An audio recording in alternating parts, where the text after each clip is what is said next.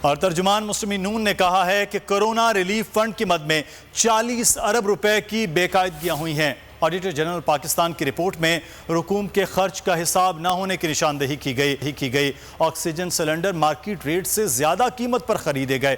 خیبر پختونخوا میں بھی رقوم میں خرد برد کی گئی۔ ان کا دعویٰ تھا کہ صحت کارڈ نواز شریف نے شروع کیا۔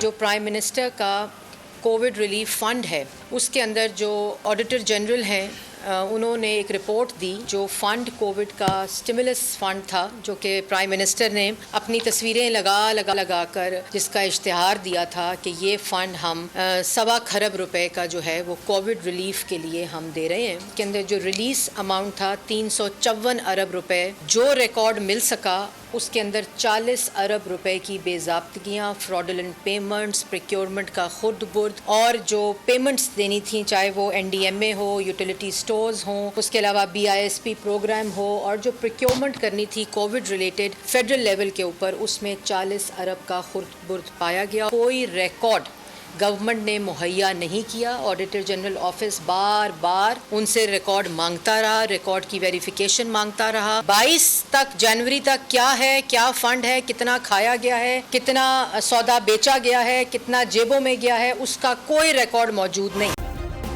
سبسکرائب کریں اور بیل دبائیں تاکہ کوئی خبر رہ نہ جائے۔